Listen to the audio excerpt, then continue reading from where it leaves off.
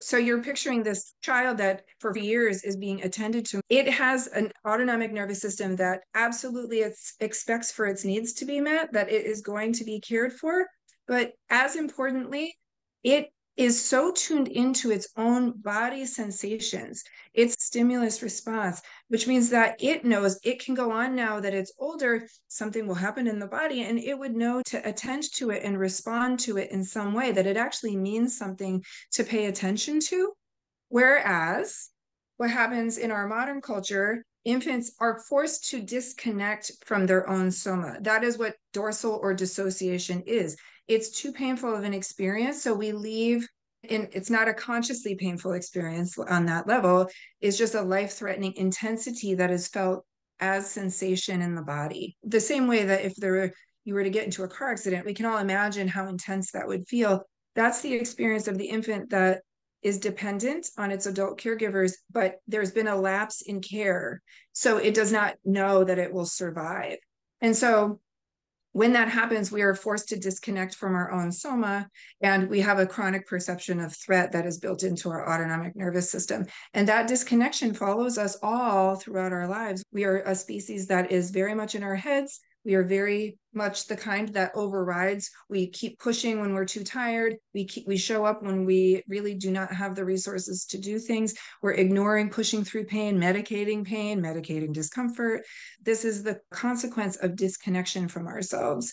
And finally, we manage our safety through other people. That's a learned behavior, meaning we needed to stay in connection with our adult caregivers to survive when we were young. You brought up that example, like now you're an adult, you have agency and choice and all sorts of different ways of handling any given situation.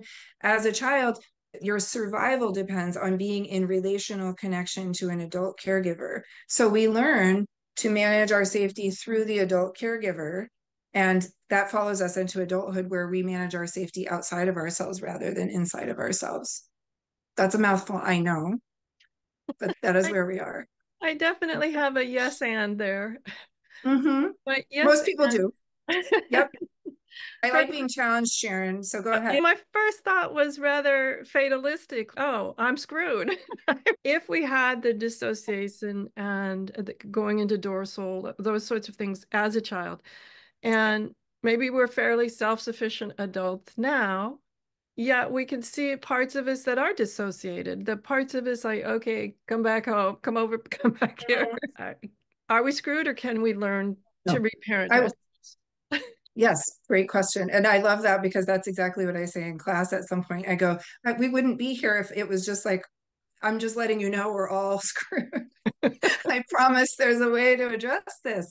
And just to even say the word dissociated, people often, that's a term that dissociation means disconnection. That's what it means. So there's assorted ways. It does not necessarily mean that there's the dissociated experience of being out of your body, but it is actually out of body. If we're thinking constantly, if we can't have a moment of silence, we have to have TV or podcast on at all times. If we are working and can't do still, if we doom scroll Facebook or are mindlessly eating or shopping or using alcohol to numb, we're courting numbness in an assortment of ways. We all have all sorts of different ways of doing that, but we are disconnected, which means we're dissociated away from our body's experience. And also, we're generally ignoring this system that is charged with survival. It doesn't like to be ignored. It's like it escalates its signals until it gets your attention because there's value in what it's saying. That's ultimately what's really very important here. And the reparenting ourselves is literally about connection. It's not so much a psychological phenomenon, although we could work with it that way, like a little me version and really relating to certain things as like a parent would. But the truth of it is, what we're really trying to get back to is how do we undo the consequence of the disconnection that happened at that early time, which means invitation to be deeply attuned to our body's experiences. We at OCC, we work with polyvagal theory a lot. Our population is coming to us most of the time with really severe and complex chronic illness. So a lot of pain, a lot of symptoms, a lot of discomfort in the body on this level. That's a population that is uniquely challenged in feeling safe in their bodies, right? Because their bodies are screaming at them, please, something's wrong. But we have developed, thankfully, a way to really meet this population and be able to develop safety even for them to get back to where's the miscommunication happening here? It's like an estranged relationship, Sharon. It really is. The parallels are exactly spot on. There's miscommunication happening. The ANS and the us as a conscious human, we're not understanding each other very well. We've been impatient and neglectful, and we've been ignoring. We have not been very good listeners. And this one's yelling now to try and get its point across. It's like that. And how do we reconnect and start to build a little bit of trust? And we at OCC, we're like the marriage counselor or the mediator. I think what they're trying to say is like that, because the communication is so broken down. But that is the path back. And we're seeing it. Our program has developed quite a bit over the last 2.5 years. And we recently revamped it. We have a class that started in March. They're thriving in such beautiful ways based on this new understanding and approach. And it really has everything to do with starting here, reconnecting to our bodies and learning how to trust and really see that our bodies, for as much as they seem like they're failing us, are actually, they're never giving up on us. It's just about the communication and learning to understand it differently and working with it differently to restore the way that nature intended for us to be in connection.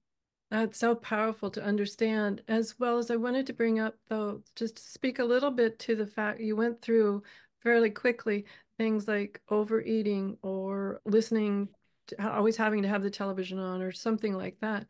Those Mhm. sorts of things. I'm curious. Part of me has been taught like, oh, that's just a bad habit. Mm-mm. And I was hearing it's more than just a bad habit. You can will yourself out of a bad habit, supposedly. I've never been able to do that.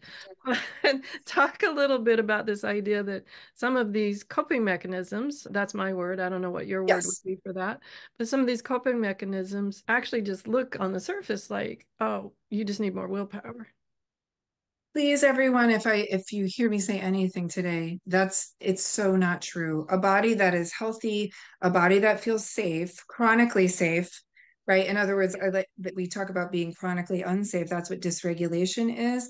But a body that truly, genuinely feels safe and cared for is one that would have adequate mitochondrial energy. I want to really name this, especially as we are in approaching middle age. Most people's mitochondria is mitochondrial inefficiency. It does not have enough energy left to be able to perform all of these functions. And that in and of itself is a way that we find ourselves in conservation of dorsal, even though it may not have a depression or loneliness or a story associated with it. But if anybody knows the feeling of just basically the switch has been flipped, right? The breaker is off, like you are done, you are in conservation. Maybe it's at the end of the day, but like you can barely, you're immobilized.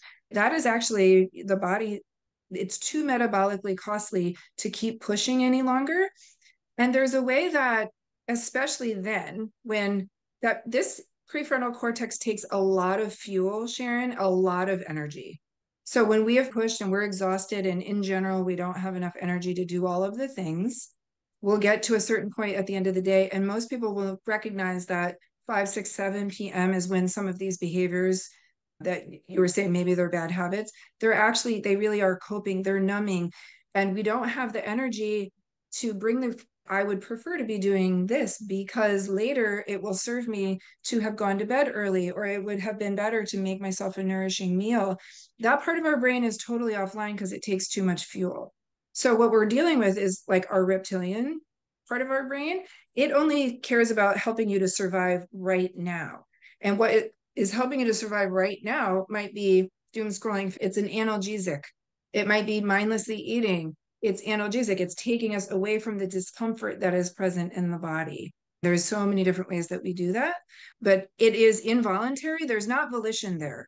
In fact, you can check with yourself. Am I in dorsal would be, I know I don't really want to be doing this activity, but do I really have volition? Could I invite myself up to take a nice hot bath and just be quiet or take a rest? Or am I like really like I'm watching myself and I'm like addicted almost to this thing, which by the way, a lot of these are high dopamine reward behaviors. And that's part of what incentivizes us toward them. Sharon, we could do a whole show on dopamine pathways, but we'll skip that for now. Let me just say this one thing.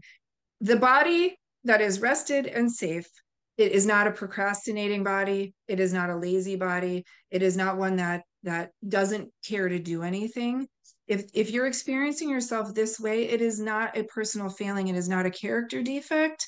You are not like all the ways that we are like feeling bad about ourselves. Please, this is your nervous system saying, I'm cutting the breaker. Literally just the same way all the energy in, like in a house, if there's a surge of energy, the breaker flips so that we don't burn the house down. That's literally what dorsal is trying to do, prevent further injury in the body.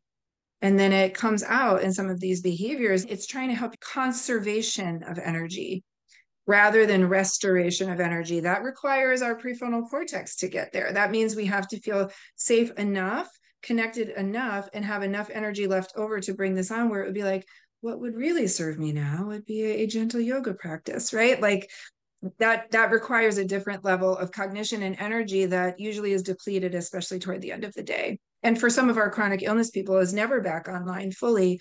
So we have to work with it that way. And part of it is not beating ourselves up about it. Please be gentle with yourself, everybody. Oh, I love that. And just for a little bit of clarification, go through the levels again, because dorsal's that freeze level, but go through the levels again. So the way that it's a hierarchy, the autonomic nervous system is a hierarchy, and we are a mammalian species, which means that we depend on other people for survival, literally. And so the most recently evolved part of our autonomic nervous system is known as the ventral vagal system. This is actually the vagus where it travels. It innervates the striated muscles of the face and our pharynx and our larynx and our middle ear, how it perceives human voice or other types of sounds. Because it's our social engagement system, it is the part of us that, to start with, tries to stay safe using connection, using being in relationship, relating. Even a conflict, you would start by using your ability to relate and think about someone else's feelings, be a good listener, try to be patient, right? These are the kinds of things that you would bring to try to resolve a conflict, let's say, using your mammalian ventral vagal system. That is the state of safety and connection. In that place, that's where all that healthy physiologic function happens. All health, growth, and restoration, healthy cell turnover, immune function, digestion, detoxification, all of that happens in the ventral vagal state. And then let's say you cannot resolve whatever perception of situation or perception of threat with your ventral vagal system, you'll move into sympathetic. That was evolved before the ventral vagal system. Sympathetic, there's really two very distinct flavors of that. As people know, it's fight or flight. They're very different energies. Fight is a little more aggressive, hold your boundary. I will see if I can mobilize energy to really stand my ground here. It tends to have like critical thinking or blame or anger or agitation energy to it. And then there's flight, which is a little more on the running side, anxious, maybe taking on other people's stuff, feeling like anxious or scared or wanting to hide and run away. So that's further down the ladder, closer to the dorsal system. We will employ these mobilization strategies to try to stay safe. And if they don't work, then we have to resort to immobilization. And that's a state of conservation. It is the gazelle that is running from the lion, right? And it gets caught and then goes to freeze, right? All of the adrenaline and cortisol is still in that gazelle's body, but it goes to immobilization partly to endure. It's an analgesic. It helps to endure the pain that may be about to happen before death. It's also an effective strategy because maybe the lion gets distracted and there's an opportunity to hop up and get out of here, right? So it's an effective strategy on that level too. And then people know that maybe they've seen videos where if the gazelle were able to get up, it actually has to shake that sympathetic energy out of its body, which is something that we humans don't do enough of, and it gets trapped. That energy gets trapped in our bodies, which is part of what we end up feeling. For those of you who wake up at 2 or 3 o'clock in the morning when cortisol rises in our bodies, and then you're like sitting up awake, that is the adrenaline and cortisol, the excessive adrenaline cortisol that is trapped. That's mobilization energy trapped in the body. So conservation, this is immobilization, numbing, freeze. It's basically, again, it's tripping the breaker to keep you safe and protected from doing any further damage by trying to mobilize on top of a system that doesn't have the energy to do it. Fantastic. Now I want to go tangential really quick though.